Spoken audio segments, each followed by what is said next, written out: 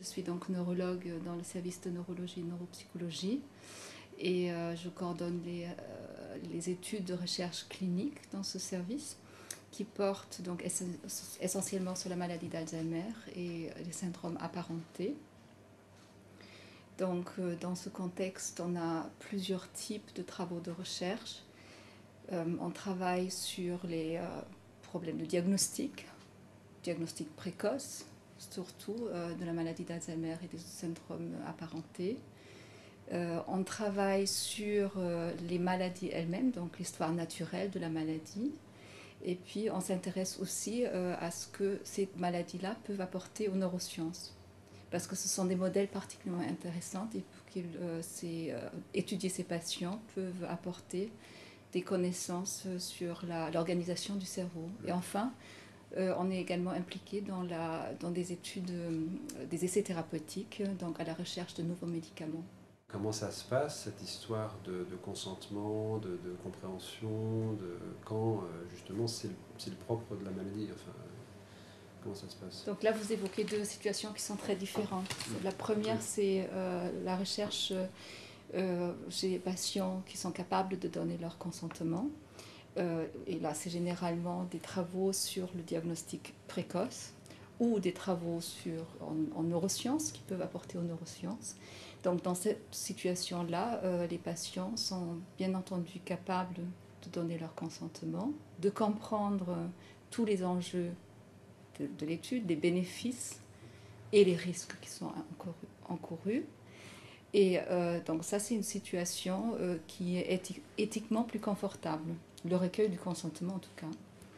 Ce qui est plus difficile, c'est de réellement savoir si ces sujets, qui sont donc généralement des patients parce qu'ils représentent une plainte ou des légers troubles cognitifs, est-ce qu'ils ont vraiment anticipé toutes les informations qu'ils recevront au cours d'une étude? Parce que dans ce type de travail de recherche, on peut avoir des résultats qui sont parfois inattendus par des techniques sur les échantillons biologiques qui seront développés des années plus tard. Les échantillons sont stockés. Donc on peut se retrouver avec des informations qui arrivent très tardivement, voire plusieurs années après les examens, même après le décès du patient parfois.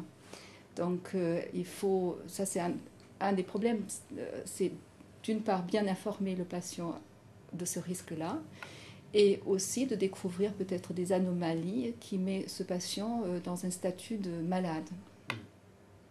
Donc ça c'est le premier cas de figure, donc un patient qui est capable de donner son consentement.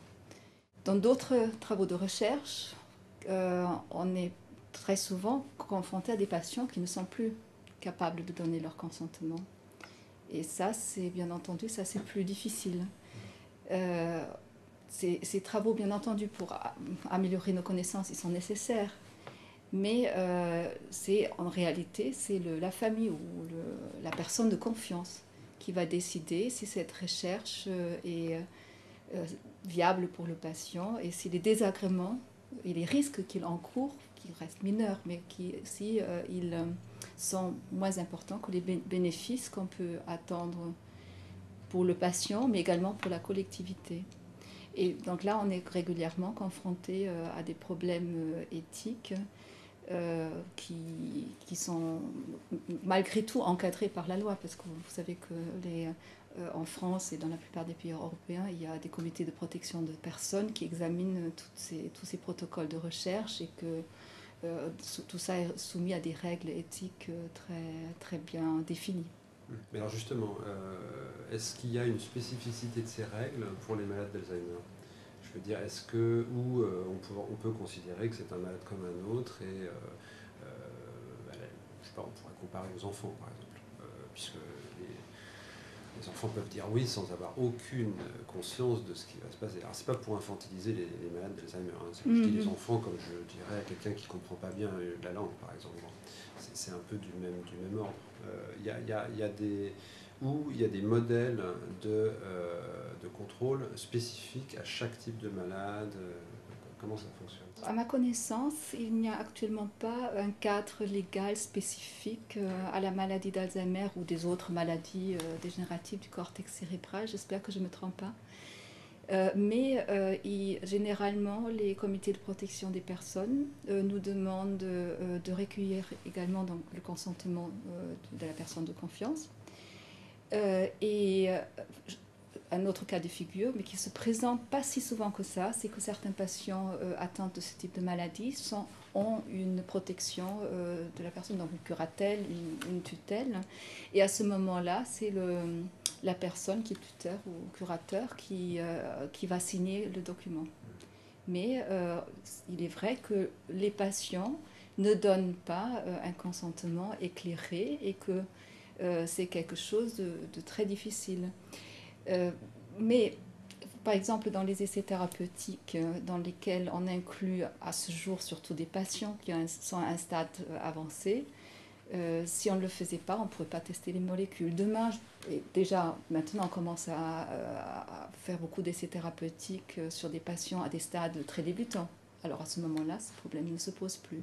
Mais actuellement, la recherche sur le médicament ne serait pas possible sans inclure des patients qui ne sont peut-être pas en état de donner un consentement éclairé. Mais ça pose une question. Il y a deux questions. Il y a une question philosophique, si on veut, purement philosophique, sur l'interdit, disons, de faire quoi que ce soit si on n'a pas le consentement. Bon, peut-être qu'on ne va pas bien loin, finalement, si on ne dépasse pas la question, pour autant que l'essai ne soit pas dangereux,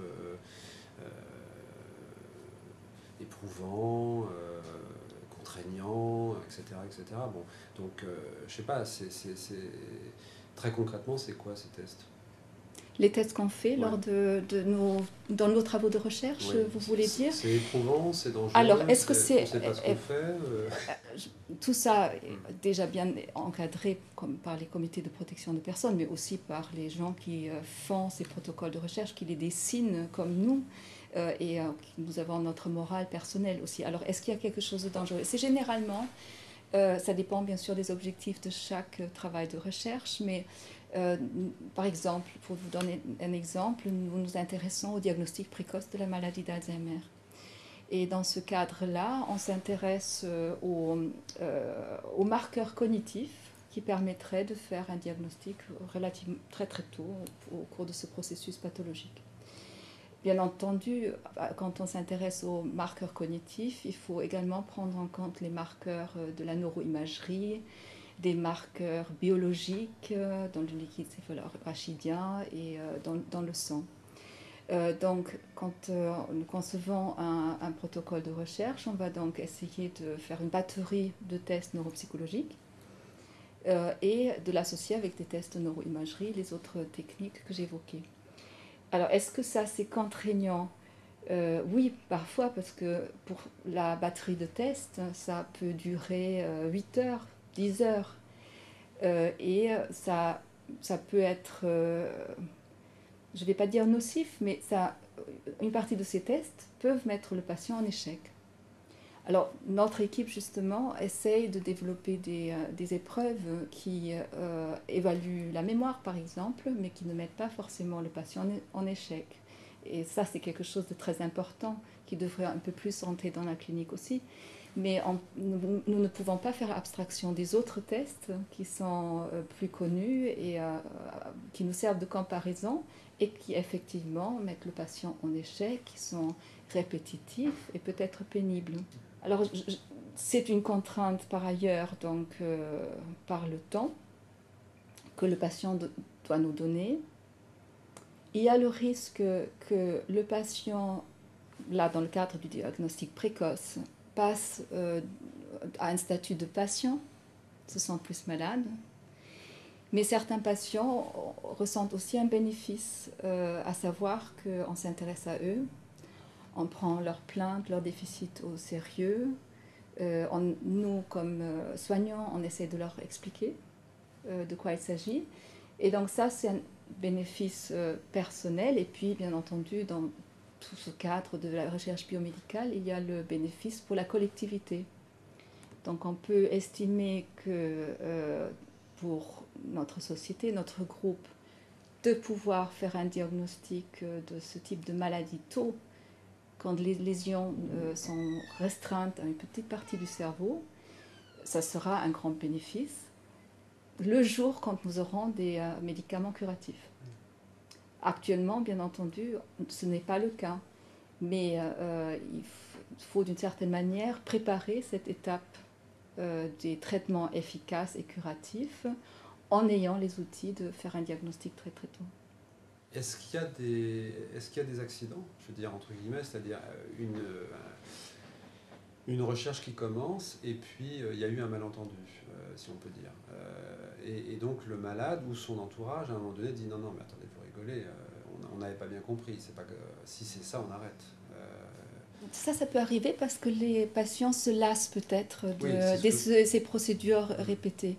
Ça c'est possible. Alors c'est là tout l'enjeu d'une équipe, que ce soit les infirmières, les attachés de recherche clinique, les psychologues ou neuropsychologues, les médecins, de motiver le patient. Et nous mettons beaucoup d'énergie dans la motivation des patients.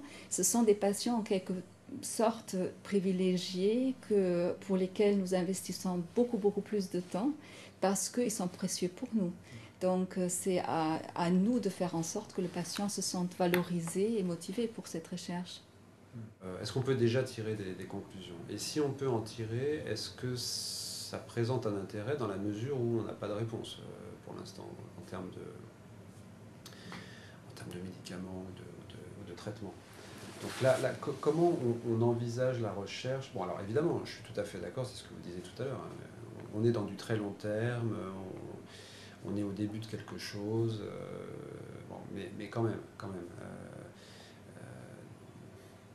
Comment ça se passe? Parce que c'est vrai qu'on se met à la place du malade, on se dit, bon, ok, c'est pour les autres. Enfin bon, ça serait sympa que même si c'est pas tout de suite, mais que ce soit visible, qu'il y ait une visibilité. Et puis une visibilité réelle, c'est-à-dire pas une réponse qui soit totalement à côté.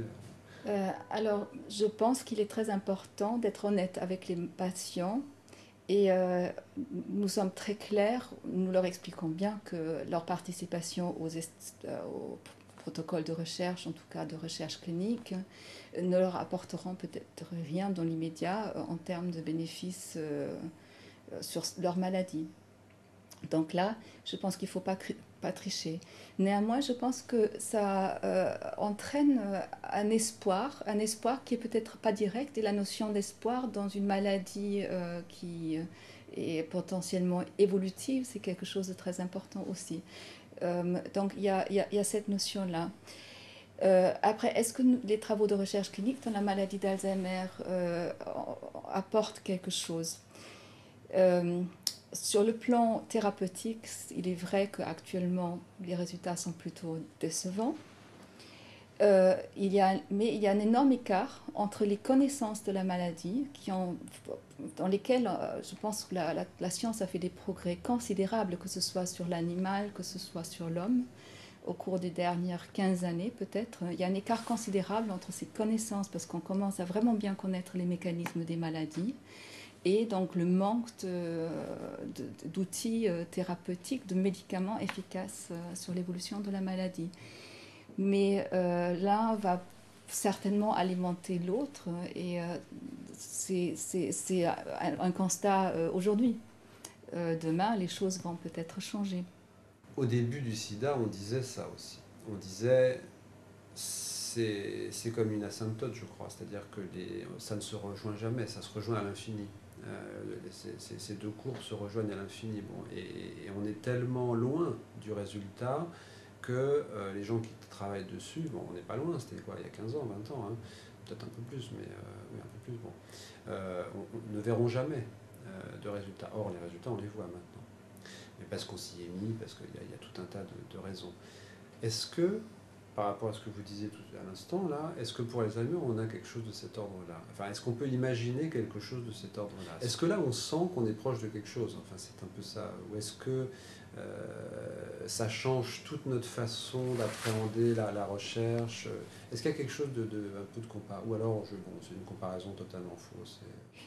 C'est une bonne comparaison dans la mesure que la maladie d'Alzheimer est une maladie qui, à part les quelques rares formes génétiques, est certainement multifactorielle et que les approches, comme dans le sida, seront probablement par plusieurs médicaments et viseront plusieurs mécanismes physiopathologiques. Donc là, c'est une très bonne comparaison. L'autre bonne comparaison, c'est celle de la prise en charge de cette maladie par les patients qui sont atteints. Et ça, on le voit de plus en plus maintenant. Il n'y a pas que les associations des familles qui commencent à se mobiliser, mais également des patients qui sont malades. Et dans la mesure que nous disposons maintenant de marqueurs à des stades très précoces, qui valent ce qu'ils valent parce que c'est des marqueurs qui manquent un peu de valeur prédictive. Mais on pourrait imaginer qu'au cours des années à venir, c'est relativement récent tout ça, qu'au cours des années à venir, qu'il y ait des patients qui ont les lésions de la maladie d'Alzheimer dans le cerveau, mais qui fonctionnent très bien, se mobilisent effectivement et que ça entraîne un renouveau comme dans le sida.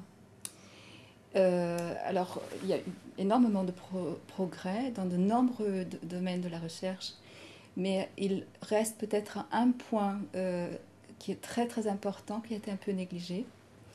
Et ça, c'est le problème des vérifications anatomopathologiques. Parce que vous savez que le diagnostic de maladie d'Alzheimer, de certitude, que ce soit la maladie d'Alzheimer ou d'autres maladies dégénératives du cortex cérébral, c'est le même problème. Le diagnostic de certitude ne peut se faire que sur un prélèvement du cerveau. Donc soit par biopsie, soit par examen post-mortem. La biopsie, on la fait très rarement. Chez certains patients très jeunes qui ont un tableau un peu atypique, ça peut arriver, mais c'est rare. Mais pour vraiment savoir si notre diagnostic a été correct, il nous faut un examen anatomopathologique, donc post-mortem. Et les travaux de recherche, il y a des travaux de recherche dans ce domaine, dans la neuropathologie, mais c'est peut-être un domaine qui n'a pas été mis au centre du plan Alzheimer et qui l'aurait peut-être mérité, puisque c'est vraiment le point le plus important pour nous, savoir quelle est la correspondance entre les signes cliniques et les lésions neuropathologiques. Et c'est là qu'il existe des protocoles de recherche, mais que les cliniciens sont également mis face à des défis éthiques, parce que ce que nous essayons de faire maintenant, c'est très tôt dans l'évolution de la maladie, de demander un don de cerveau aux patients. Et dans des conditions idéales, il faudrait demander ce don de cerveau lorsque le patient est vraiment capable de donner son consentement. Donc là, on aborde avec nos patients et avec leurs conjoints, dans des conditions difficiles, au tout début de l'évolution de la maladie, un don d'organes qui ne sert là pas à faire vivre quelqu'un d'autre, mais à faire un diagnostic et à vraiment améliorer nos connaissances. Et là, ça, je pense, actuellement, c'est un des défis les plus importants de la recherche clinique. C'est beaucoup demandé aux malades, c'est lui demander non pas de se projeter puisqu'il sera mort, mais de projeter sa pensée, en tout cas, dans un avenir auquel il n'appartiendra pas. Bon, en même temps, c'est l'intégrer c'est le faire participer à l'avenir. Enfin, il y a quelque chose là d'intéressant parce que et il ne peut le faire qu'aujourd'hui. Enfin, bon, mais c'est compliqué. Oui. C'est difficile pour les soignants aussi, parce que nous avons été formés à soigner, ou accompagner au moins, demander un don d'organes, oui, aussi pour une transplantation. Ça s'intègre plus dans un projet de vie. Et là, c'est un tout petit peu différent. Mais ce qui est intéressant, parce qu'on commence maintenant à avoir un tout petit peu l'habitude de poser la question, Et nous arrivons quand même assez souvent à obtenir ce consentement pour le don du cerveau. Et parfois, on est assez surpris par l'attitude très positive aussi des conjoints, du patient, s'il est encore en état de vraiment comprendre de quoi il s'agit. D'une part parce que les familles, bien entendu, veulent savoir de quoi souffrait quelqu'un de leur famille. C'est surtout le cas pour les patients qui ont des maladies à un âge très précoce. Je pense que là, même, on n'a pas le droit de ne pas faire l'autopsie. Il faut savoir ce que c'est et il faut travailler là-dessus. Il y a des patients qui ont 30, 40, 50 ans, 60 ans quand ils développent des maladies très graves. Et je pense que c'est à nous de dire, là vraiment, il faut un consentement pour le don, il faut qu'on sache ce que c'est. Mais c'est aussi des questions qu'il faut parfois poser au bon moment, savoir poser au bon moment. Ça peut parfois être difficile de poser ça dans une situation de crise. Donc il faut que les soignants, bien entendu, soient très, très proches de l'état d'esprit de la famille auquel on demande un tel geste. Mais effectivement, moi je pense que ça donne de l'espoir aussi. C'est leur dire, vous, surtout dans les formes familiales, parce qu'il y a vous savez qu'il y a des formes familiales de maladies d'Alzheimer rares. Il y a des instances frontotemporales à caractère familial avec des mutations. Donc là, on est dans le contexte d'une hérédité. Et de faire un don de cerveau, c'est dire aussi, ou solliciter donc le patient et sa famille pour cette démarche, c'est dire vous pouvez faire quelque chose pour votre descendance, vous pouvez contribuer à l'amélioration des connaissances sur cette maladie en faisant quelque chose. Donc ça les met en quelque sorte en position d'acteur sur cette maladie et on introduit une certaine notion d'espoir qui est importante. Je me demande si les réticences à ce sujet ne viennent pas plus de notre part, des soignants, si nous n'avons pas un tabou et que nous hésitons de parler de la mort, de parler de demander un don de cerveau, parce que finalement, quand on aborde les choses de manière très saine et que finalement on dit lors d'une consultation que nous sommes tous mortels, que nous allons tous mourir et que nous ne demandons pas ce don parce que nous pensons que le patient décédera d'ici peu. Hein. Moi, j'essaie de demander aux patients qui vont relativement bien, tôt, justement. Et nous demandons d'ailleurs aussi des dons de cerveau à des sujets sains, à des témoins, parce qu'il faut avoir des comparaisons. Donc, si nous arrivions peut-être davantage à nous débarrasser de ce tabou de la mort et nous présenterions les choses d'une manière plus positive aux familles, ça serait beaucoup plus simple. Mais c'est quelque chose qui est difficile à franchir tout de même. Et puis il y a toutes les questions, bien sûr, de la famille sur comment est-ce que le corps sera restitué. Est-ce que ça se verra? Est-ce qu'il y a des cicatrices? Et là, on peut totalement les rassurer. C'est comme un geste chirurgical. La plupart des patients ont déjà subi des interventions chirurgicales, ils ont des cicatrices. Là, on est à peu près dans le même cas de figure. Donc c'est quelque chose qui peut être abordé de manière très, très positive. Et avec l'expérience maintenant, je pense que progressivement, on arrive à obtenir beaucoup plus de consentement dans ce sens-là. Cette question quand même de voir ces marqueurs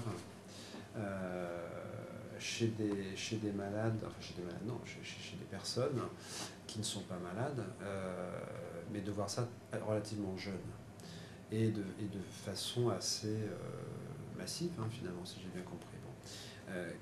Qu'est-ce qu'on peut faire de ça? Enfin, je veux dire, qu'est-ce que... C'est comme toutes les questions de diagnostic précoce, alors qu'on n'a pas de réponse en termes...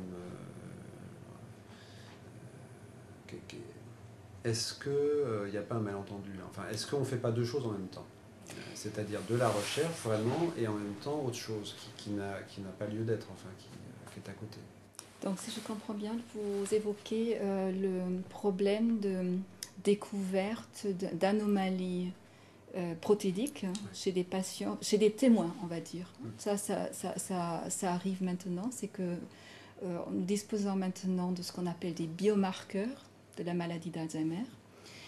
Ces biomarqueurs peuvent être dosés dans le liquide céphalorachidien avec des méthodes d'imagerie. Et là, on a un aperçu des lésions qui caractérisent la maladie d'Alzheimer, à savoir les plaques séniles et les dégénérescences neurofibrillaires. Donc, quand on a un patient qui a un tableau clinique d'une maladie d'Alzheimer, chez lequel on retrouve donc ces biomarqueurs positifs, cette conjonction de clinique et paraclinique entraîne une certitude assez élevée que les troubles de ce patient soient liés à une maladie d'Alzheimer. En ce qui concerne ces biomarqueurs chez des sujets sains, il s'avère, et ça c'est des biomarqueurs qui sont connus depuis très peu de temps, mais il s'avère qu'on retrouve des sujets sains qui ont des biomarqueurs positifs. Et ça, c'est donc un problème dans la recherche. Qu'est-ce qu'on va dire à ces patients-là? Est-ce que tous ces patients vont un jour développer une maladie d'Alzheimer? En quel délai est-ce qu'ils vont développer une maladie neurodégénérative? Et c'est des réponses qui nous manquent actuellement. Donc c'est le problème de la découverte des anomalies chez les sujets sains. Dans toutes les recherches biomédicales, on est confronté à ce problème-là. Mais là, peut-être on est en train d'entrer dans une ère qui est récente et on va, au cours des années qui viennent, découvrir les problèmes éthiques qui sont liés à ce type de recherche. Et ça, c'est effectivement quelque chose de préoccupant. Mais d'autre part, on peut se dire que si demain, il existe un médicament qu'on peut donner justement au sujet sain, ce qui est un médicament préventif et qu'on connaît donc ces marqueurs chez les sujets sains, ça c'est une vraie avancée thérapeutique aussi parce qu'il y a des chercheurs qui ne s'orientent pas vraiment vers des maladies curatives dans la maladie d'Alzheimer, mais aussi à des approches immunologique qui permettrait d'agir en amont avant que les symptômes apparaissent vraiment. Donc, comme dans toute recherche biomédicale, on a la balance entre le risque et le bénéfice. On est en train d'apprendre ce que ces marqueurs veulent dire chez les sujets sains. Alors, tout le monde n'a pas des marqueurs positifs. Hein. C'est loin d'être le cas. Mais on est en train d'apprendre ce que ça veut dire. Alors, on ne peut pas tricher, on ne peut plus tricher. Avant, on arrivait à tricher quand on trouvait une anomalie chez les patients. On estimait comme clinicien que ce n'était pas très significatif, donc de temps en temps, on pouvait tricher. Ça, c'est fini. Maintenant, les comités de protection des personnes nous disent, si vous trouvez une anomalie de ce type-là, on va dire biomarqueur positif, on a récemment été confronté à ce problème-là, il faut le dire. Donc, à nous de réfléchir comment donner cette information. Donc, on a réfléchi, on a dit, en l'occurrence, là, on a un protocole qu'on va commencer sous peu avec une technique donc, de biomarqueurs qu'on peut détecter par l'imagerie PET avec des ligands PET spécifiques qui marquent les plaques séniles. Donc, le comité de protection des personnes nous a demandé qu'est-ce que vous allez dire aux témoins qui ont un marquage positif des plaques séniles. Et donc, la réponse a été... non, ils ne nous ont pas dit qu'est-ce que vous allez dire, ils nous ont dit vous devez les informer. Et donc, on a réfléchi à la question et on a considéré que les patients, les témoins, donc les sujets sains, avec un marquage positif, qui n'avaient pas de signes cliniques, on les informerait du fait que ceci est considéré comme une amyloïdose cérébrale, un dépôt d'amyloïdes, donc ça c'est la substance qui est dans les plaques séniles, et que cela ne représente pas un risque ultérieur. Mais il est vrai qu'éthiquement, on introduit un doute chez le patient. C'est difficile ça. Si les patients ont des troubles mnésiques, on va leur proposer un suivi, on va leur dire qu'ils sont effectivement à risque de développer une maladie. Donc, pour quelqu'un qui accepte d'être témoin dans un tel protocole, il y a quand même un risque considérable de trouver des anomalies. Mais ce n'est pas uniquement de trouver ce type de maladie, vous savez, ou d'anomalie. C'est aussi, ça nous est arrivé, de trouver des tumeurs chez des patients, chez des témoins, chez des sujets sains. On inclut un sujet sain dans un protocole de recherche et on tombe sur un méningiome. Alors que faire? Il y a certains méningiomes, ça ne se discute pas, il faut l'enlever. Donc c'est bien, on a trouvé quelque chose à temps, il fallait le faire. Mais il y a d'autres situations où on ne sait pas. Qu'est-ce qu'on fait avec ce méningiome? Il faut le surveiller, etc. Donc ça arrive, heureusement ça n'arrive pas très souvent, mais ça c'est un des grands risques. Et je pense que notre rôle comme clinicien-chercheur, c'est de bien informer les témoins, les sujets sains, que c'est un des risques majeurs de participer à ce type de protocole. On peut imaginer qu'on arrivera à un moment où, quasiment à la naissance, on sera transparent. Enfin, je simplifie, mais voilà, donc on se tire une balle dans la tête tout de suite. Qu'est-ce qu'on fait? Non, mais est-ce qu'il faut vivre comme ça? C'est un choix de société aussi. Hein. Et en même temps, on ne peut pas refuser la recherche. C'est pas possible. On est comme ça. Je veux dire, nous sommes des êtres. Sans ça, bon, bah, on régresse, on disparaît. C'est peut-être d'ailleurs ce qui se passera. On ne sait pas d'ailleurs non plus. Hein, mais c'est tragique. Non, mais c'est vrai. On est dans quelque chose de tragique au sens. On n'a pas dépassé les Grecs. Là, non, je sais pas, qu'est-ce que vous en pensez? Alors, vous avez fait un très bon documentaire sur l'éloge sur l'incertitude. Oui. Donc, je pense que ça, c'est un très bon principe. Mais en même temps, pour faire avancer les connaissances, il faut parfois prendre ce risque pour le bénéfice d'une société et d'une collectivité. Et c'est probablement le plus caricatural dans les travaux auxquels on participe. C'est plus caricatural, peut-être pas le plus difficile, on va dire. C'est les travaux dans le domaine de la génétique, où là, donc on participe à des travaux pour lesquels on ne peut pas vraiment apprécier les conséquences futures.